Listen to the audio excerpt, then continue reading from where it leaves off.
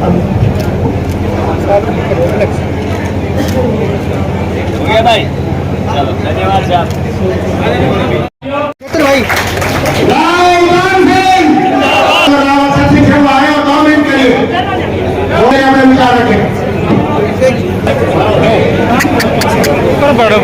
सबकी आस आने वाले भविष्य के अंदर चौधरी भूपेंद्र सिंह हुड्डा जी की और चौधरी दीपेंद्र सिंह हुड्डा जी की आने वाली सरकार से बहुत आस है। मेरे सभी पिता जी बुजुर्गों, आज अपने आंगन के अंदर चौधरी दीपेंद्र सिंह हुड्डा जी जो आए हैं, हम तो ये कह सकते हैं कि आप आने वाले हरियाणा के भविष्य हैं। और हमारे को बहुत आस है इस बात से कि हमारे महेंद्र की जो बधाई से एक ही अपील है, ज्यादा कहते हुए कि मैं जानता हूं कि आगे मीटिंग है, अपनी आने वाले भविष्य के लिए हमारी सबकी आस ये है कि महेंद्रगढ़ को आप अपने महेंद्रगढ़ को खुद का क्षेत्र की तरह मानते हुए महेंद्रगढ़ के विकास का पहिया जो पिछले 9 साल से जाम हुआ पड़ा है उसको फिर से चालू करने का काम पंजाब शुरू करने का अनुरोध। दादा ने कहते हुए अपनी वाणी को यही विराम दूंगा। आप सब लोगों को एक बार फिर मैं नारा दूंगा, आप सब जयकारा लगाएंगे। चौधरी भूपेंद्र सिंह हुड्डा, चौधरी दीपेंद्र सिंह हुड्डा, कांग्रेस पार्टी। बहुत बहुत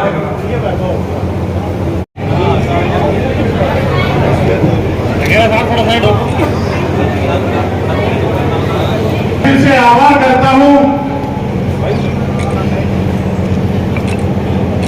भाई साहब को, भाई साहब दीपेंद्र कालेता जी बोल रहे हैं। आदरणीय सभी बिरादरी के साथियों को साथ लेकर के उनको एकजुट रख करके उनकी हर दुख समस्या के अंदर साथ लेकर के हरियाणा के एक एंड से दूसरे एंड तक सुबह से शाम तक जो आपस में मिल करके आप लोगों के बीच में आके भावनाओं को शेयर करता है आदरणीय चौधरी दीपेंद्र जी। यहाँ साथ में आए हुए हमारी बहन अनीता जी और हमारे सम्मानित पूर्व विधायक राधेश्याम जी, नारनौल से आए हुए हमारे राजेश जी, दारा सिंह जी, भाई वीर जी को उपस्थित सम्मानित मंच, क्योंकि समय बहुत कम है। दीपेंद्र जी को कोई मीटिंग है जिसके अंदर अति आवश्यक रूप से बहुत जल्द जाना है।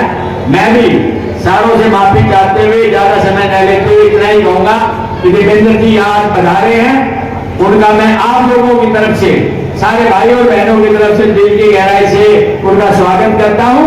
और भाई चेतन ने आज जो कार्यक्रम की शुभारंभ करने के लिए शुरुआत की है कि वो इस ट्रैक्टर के माध्यम से जितनी भी म्युनिसिपल कमेटीज हैं हरियाणा के अंदर, उनमें सब में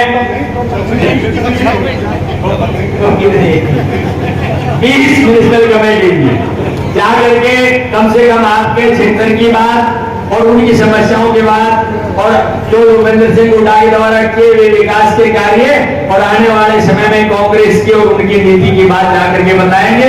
एक अच्छा संकल्प है, मैं इनको बधाई देता हूं और मैं विश्वास करता हूं कि बड़े विचार से और बड़े सफलता के साथ इसको संपूर्ण करेंगे। अब मैं भाई दीपेंद्र जी से निवेदन करूंगा, आइए आप इनको संबोधित करें। भाई दीपेंद्र जी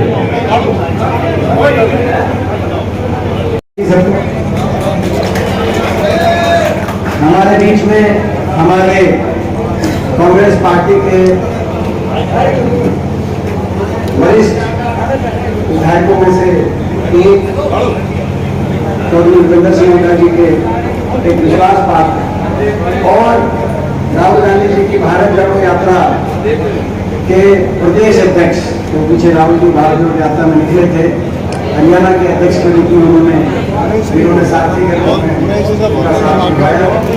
हमारे बहुत ही संघर्षशील साथी रावदान सिंह जी, हमारी बहन अनीता यादव जी, हमारी पूर्व विधायक बहन, हमारे पूर्व विधायक चौधरी मुनाराम जी, पूर्व विधायक आदरणीय राधेश्याम शर्मा जी, हमारे भाई राहुल जी, प्रदीप यादव जी, सुरेंद्र नंबरदार जी, हमारे पूर्व जिलाध्यक्ष राकेश यादव जी, साहब सरकार भैया जी, राधेश्याम गोंडा जी, साधु सिंह जी, राजेश मामली जी, विनोद भीर जी, स्वरूप चौधरी जी, बला देवी जी, कृष्णदेव जी, संजय पटिका जी और जिनके बुलावे थे हम सब, ये तो वो साथी हैं जो आए हैं दूर दूर से, लेकिन जिनके बुलावे पे आप यहाँ पे आए हैं, हमारे जिनको मैं अपना भाई कहूँगा, एक भाई की तरह जो हर संघर्ष में मेरा साथ निभाने का काम करते हैं, हमारे भाई चेतन जी। और जितना साथ चेतन जी संघर्ष के रूप में भाई की तरह ईमानदारी वो निभा रहे हैं, मैं उनको यही कहना चाहता हूँ कि समय दूर में परिवर्तन की करवट हरियाणा ले चुका है। आने वाला समय मुझे विश्वास है लोगों का आशीर्वाद मिलेगा, कांग्रेस पार्टी सरकार करेगी। चेतन, आज आप एक कदम साथ चल रहे हो, हम आपके साथ 100 कदम चलेंगे।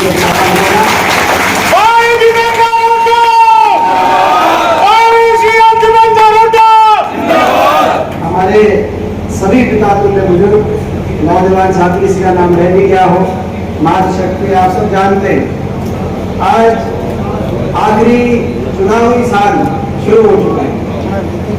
पहले 4 साल जनता का हमारे प्रजातंत्र संवैधानिक व्यवस्था में सरकार का नीति और नियम देखने का रहता है, क्या परिणाम आए, सरकार ने अच्छा काम किया, कैसा काम आगे लेके गई, इलाके में खुशहाली विकास कार्य हुए, कम हुए, ज्यादा हुए, जनता आकलन करती है। और आखिरी साल में मन बनाती है, उसे बटन दबाकर आने वाले भविष्य का फैसला करती है। हमारी संवैधानिक व्यवस्था है।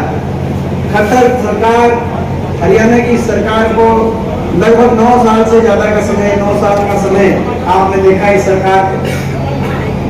9 साल में मुझे कुछ कहने की आवश्यकता नहीं, आप सब उस बात के साक्ष्य हैं। जो हरियाणा 2013-14 में विकास दर की बात रहे तो देश में नंबर 1 पर आता था विकास दर में, आज वही हरियाणा ये 9 साल की खट्टर सरकार के बाद बेरोजगारी में देश में नंबर 1 पहुंच गया। कोई ठोस काम हुआ नहीं, विकास की पटरी से हरियाणा को उतारने का सरकार ने किया। हर घर में एक बेरोजगार नौजवान, बेरोजगारों की फौज खड़ी हुई हरियाणा में। छोटी बात नहीं है कि अब दिल्ली के 3 तरफ बसा हुआ हरियाणा, मध्य प्रदेश में सबसे सर्वाधिक बेरोजगारी। आज उस हरियाणा में एक तरफ बेरोजगारी, दूसरी तरफ महंगाई ने हर घर का बजट बिगाड़ दिया। ऐसी स्थिति हो गई।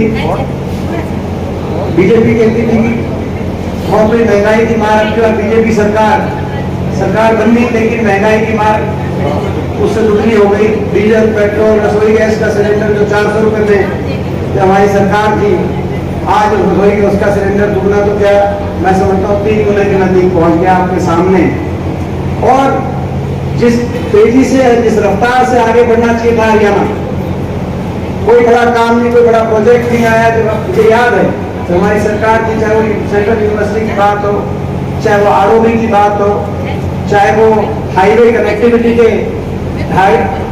कनेक्टिविटी की प्रताड़ना की प्रस्तावना की बात हो, चाहे 152 जो इनके समय जिसका काम कौन हुआ है, लेकिन उसकी चाहे प्लान की बात हो, चाहे वो जो नॉर्थ साउथ पूरा अपना दादरी भिवानी होकर, चाहे उस नेशनल हाईवे की बात हो, तो एक योजनाबद्ध तरीके से आगे बढ़ाने के लिए प्रयास हुए थे। मगर इन्होंने 9 साल में क्या किया आपके सामने है।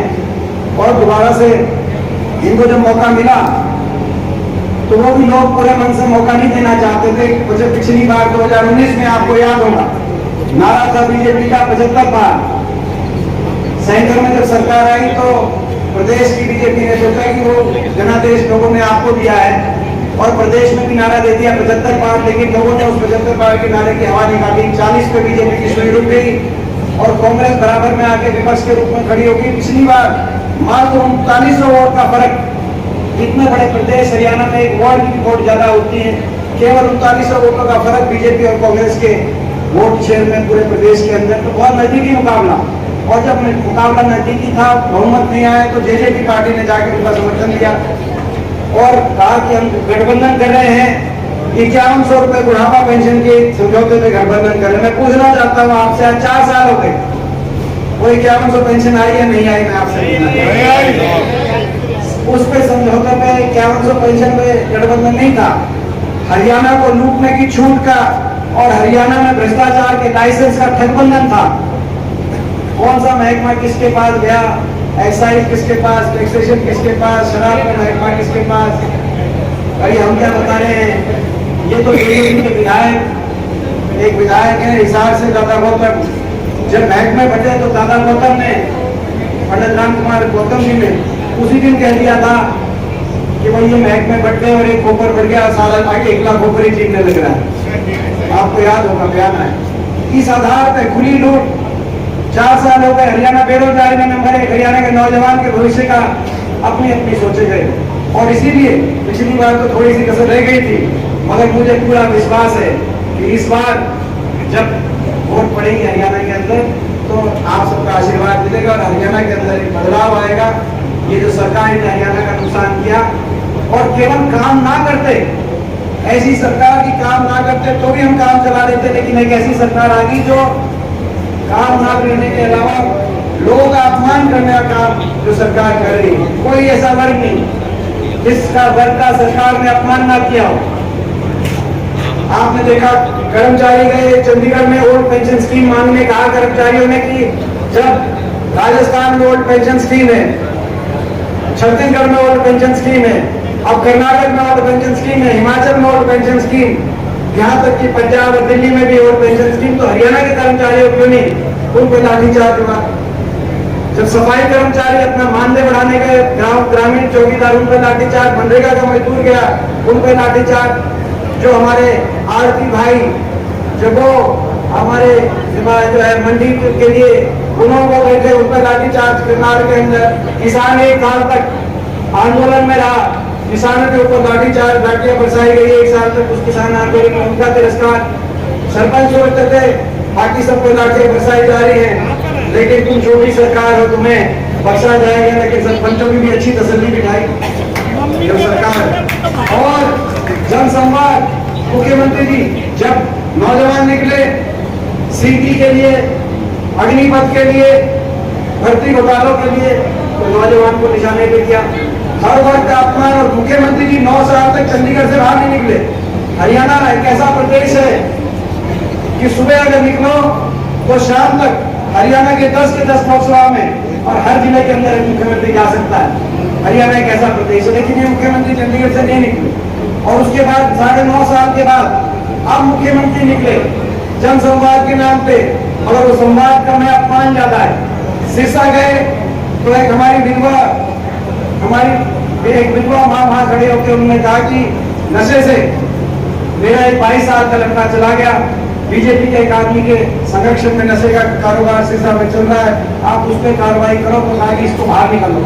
तब आपने देखा होगा वीडियो आया, जब अटैली आए पीछे, तो उस समय क्या हुआ, मुझे कहने की जरूरत नहीं। कनीना गए, कनीना वासियों ने कहा कि कुछ तो लेके जाओ, क्योंकि मैं आ गया कम है। तो ये इस तरह की बात, देखिए मैं समझता हूँ कि भाई काम ना करते तो भी काम चला लेते, लेकिन ये तो अभिमान, घमंड, और घमंड तो इस देश में किसी का ज्यादा टिकता नहीं है। इन्होंने तो बिना काम के घमंड हो रहा है। मैं आप सबसे पूछना चाहता हूँ, आपका आशीर्वाद मिले, भाई इनका घमंड थोड़ा बहुत कम करना है कि नहीं करना। और आपने देखा देश में भी क्या हुआ, आज तक 75 साल के इतिहास में पहली बार किसी को 2 साल की सजा हो गई भाषण देने में, जो राहुल जी हो गई थी। वो तो हम कुछ न्यायाधिकार, क्योंकि बहुत कुछ बोलते हैं और ये लोग क्या बोलते हैं उस बारे में हम क्या बोले, क्या क्या बोलते हैं, क्या नहीं बोलते। इनके ये बोले तो भाई ये जो है वो कोई राहुल जी, और आज तक किसी को 2 साल की सजा नहीं हुई उस कानून में। राहुल जी पहले आदमी थे, और मैं मानता हूँ राहुल जी सुप्रीम कोर्ट ने ऐसा फैसला दे दिया, राहुल जी आखिरी आदमी होंगे जिनको 2 साल की सजा दी थी। इन्होंने क्या कर रहे थे राहुल जी? आप अच्छा केवल संसद के अंदर 2 बार ही तो बोलते थे, बाकी तो आप जो बोलता है उसको निशाने पर ले लेते हो। एक आधा प्रयाम जो बोलता है उसको उसकी आप संसद की सदस्यता में कितना घमंड, मैं समझता हूँ कि सही नहीं। तो आज मुझे विश्वास है, और इसीलिए हरियाणा के लिए हमने हाथ से हाथ जोड़ो कार्यक्रम की शुरुआत करी, जिसमें हमने संकल्प किया कि हाथ से हाथ जोड़ेंगे, हरियाणा के हर भाई को दूसरे भाई से प्यार, और भाईचारे से जोड़ेंगे। हरियाणा के हर बड़े बुजुर्ग को देश में सर्वाधिक 6,000 बुढ़ापा पेंशन से जोड़ेंगे। हाथ से हाथ जोड़ेंगे। कर्मचारियों को ओल्ड पेंशन स्कीम से जोड़ेंगे, हाथ से हाथ जोड़ेंगे। और जैसा कि हमारी हिमाचल प्रदेश की सरकार, कांग्रेस पार्टी की सुखविंदर सुक्खू सरकार ने करते आते किया, हरियाणा के हर बिजली के उपभोक्ता को 300 यूनिट तक बिजली फ्री से जोड़ेंगे, हाथ से हाथ जोड़ेंगे। और जैसे कि हमारी गहलोत सरकार ने, कांग्रेस की सरकार की एक संवेदनशीलता, इन्होंने तो महंगाई बढ़ा दी, 3 गुना कर दिया सिलेंडर, उसकी कोई सुध नहीं ले रही। मगर जैसे कांग्रेस की सरकार ने राजस्थान में करके दिखाया है, राजस्थान तो हरियाणा से आर्थिक रूप से पीछे होता था, अब राजस्थान ने ओल्ड पेंशन स्कीम भी दे दी, 500 रुपए में सिलेंडर भी दे दिया। और खट्टर साहब कह रहे ना मेरे पास ओल्ड पेंशन स्कीम का पैसा, ना 500 रुपए सिलेंडर का पैसा, ना कोई नई यूनिवर्सिटी बनवाने का पैसा, ना एम्स बनवाने का। तो भाई हाथ से हाथ जोड़ेंगे। हरियाणा में, हरियाणा की हर अपनी माता बहन को राजस्थान की तरह 500 रुपए सिलेंडर से जोड़ेंगे, और हाथ से हाथ जोड़ेंगे। हरियाणा को विकास की उसी रफ्तार से जोड़ेंगे। मुझे याद है, और जहां तक नगर की बात है, और भाई हाथ से हाथ जोड़ेंगे। बीपीएल परिवारों को 100 गज के प्लॉट से और 2 कमरे के सरकारी सहायता से मकान से, जैसे पहली स्कीम थी, पहले हमारी सरकार में स्कीम चल रही थी, लेकिन इन्होंने बंद कर दी स्कीम, इस तरह से लागू करके फैमिली आएगी। तुम जहाँ ये काम किया नहीं, चक्कर काटेगा। ये एक नया काम है, काम खुद नहीं किया, लोगों से काम करा रहे हैं कि तुम अपने कागज ठीक कराए जाओ, और ये अपने कागज ठीक कराए, खुद काम करोगी और लोगों से करोड़ों को घुमाए जाओ। तो भाई ये फैमिली आईडी, प्रॉपर्टी आईडी और इतनी पेंशन कट गई, इतने कार्ड कट गए, तो भाई ये जो लोगों की सारी असुविधा हुई है, और ये सारी असुविधाओं को समाप्त करने का काम करेंगे, ताकि लोगों को सुविधाएं परेशानी ना हो। ये सारे हमारी